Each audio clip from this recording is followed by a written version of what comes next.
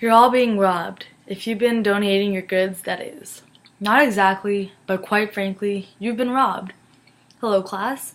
I'm Latin, and I want to persuade those of you who donate/future donators about the issues with giving to donation bins. You may think it is going to be reaching the people in need, but for the most part, it's going to be for a price. This topic is something I have been reading and researching for some time now, and so I feel credible to talk about it with the amount of information I have retained.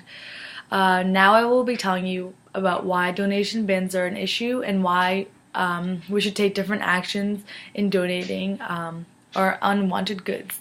Let's get going.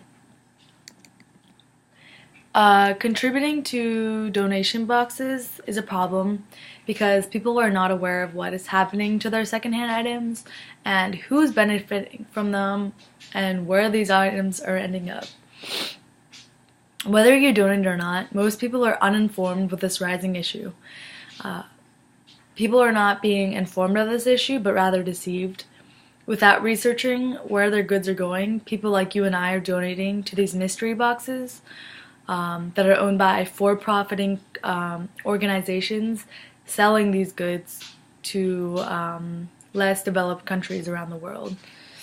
Also, many boxes are randomly put out by unknown sources that we have no idea who they belong to. The Chicago Tribune states, only some are operated by charities. Other boxes are placed by commercial companies that may or may not donate some money to charity. Your donations are not reaching the ones who need it the most. Instead, they're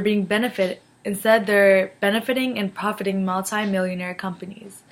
NBC says a good box can get 500 pounds of clothing a week, anywhere from 20 cents to 40 cents a pound right now. So at 500 pounds a week, you're looking at like $100 to $200 per week per box. And if you think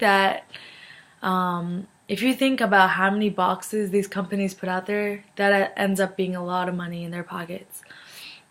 Not only are these companies making the money from our secondhand used clothing, but they're selling them to people in need around the world.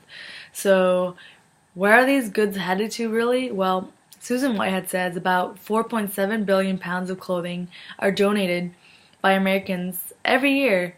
Some that end up in landfills, some get recycled into rags and insulation, and some end up in the markets of sub-Saharan Africa.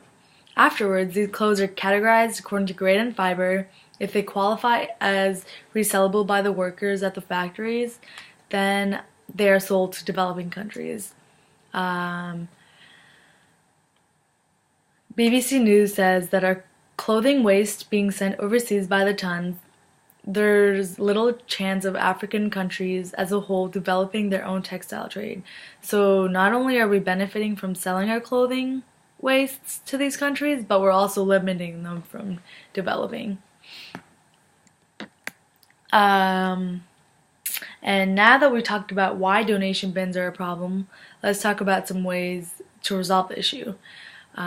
We can take many initiatives to solve this issue of donation boxes in our society. The first thing I'd like to encourage you all to do is research where you are donating to. It's the most important thing, I think, to know where your goods are going to and they're really helping someone in need.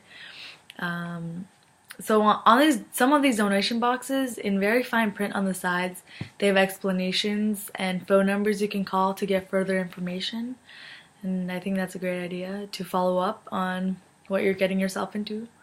There's also some alternate places to donate, like someone you probably know and that could benefit from your secondhand clothing. We used to always donate to our land mower, who had a big family and was always really happy to get our clothing from us.